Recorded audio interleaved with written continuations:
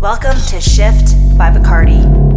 Hi, I'm Dylan Riches. I'm a bartender at Published on Main Street in Vancouver. Welcome to my Bacardi Shift. So today we're doing a segment called Bartender's Brunch, where I pair up with a chef and we do a food and beverage pairing. I'm joined today with a friend and executive chef at Published, Gus Stiefenhoffer. Yes! Well, thanks for joining me today. I'm a huge brunch fanatic. I like to brunch on my own.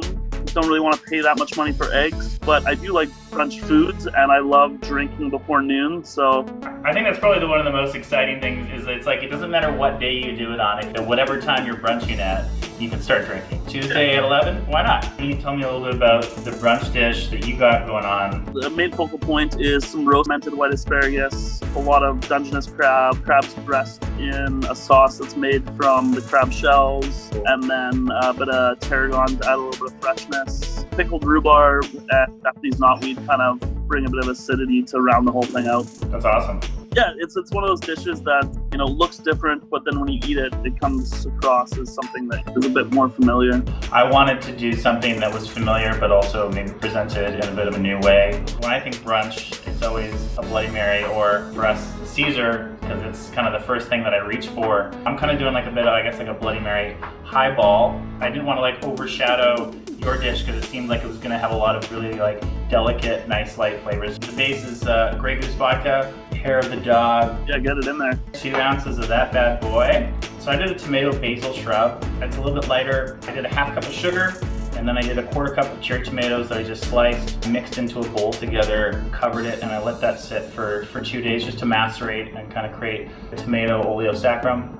You do that at room temperature in the fridge? Room temperature. So yeah, I just covered it, I let it sit on the counter for 2 nights. I took probably about a good 9 big leaves of basil, and I let that sit in a half cup of white wine vinegar. So I let that sit in the fridge for 2 nights. I combined the two of them together, strained out all the basil and everything, and then it's ready to use, but if you let it sit for an extra few days, the flavors sort of mesh better together. So we're gonna use an ounce of this guy, and it's gonna bring some really nice bright acidity with that beautiful basil and tomato flavor to it. And then I wanted to kind of also play off the tarragon that you were putting in there. So I did a fennel and black pepper syrup. I added the black pepper just because it has that really nice back of the mouth lingering heat. And I can kind of mimic that Tabasco or hot sauce finish that you get with a Caesar or Bloody Mary. So I did a half cup of sugar, half cup of water in a saucepan with about a tablespoon of black peppercorn, quarter cup of chopped up fennel, and then I simmered that for about 20 minutes just to let it soak up those flavors and strain everything out. I'm gonna put in another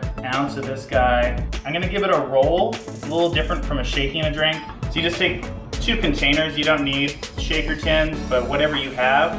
And you start up high, and then you let that second one fall. The idea is you're just kind of mixing the ingredients together and letting them aerate a little bit. With the syrup, do you think it would benefit from maybe having some toasted fennel seed or star anise as well as That's if you something you have at home.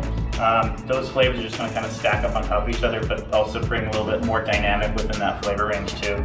So I think that's a really cool aspect. Yeah, I have prepped my glass ahead of time. I'm a big fan of chilling glassware, especially if you're doing it at home because you have the time, and why not? So I have a Collins glass or a tall glass here filled with ice. And I did a cucumber ribbon, and I just kind of lowered on the inside. It's not going to bring out too much flavor, but I did notice that once the drink lowers a little bit, you're going to get a lot of that cucumber smell. So it's going to kind of bring a nice freshness. So we got some soda water.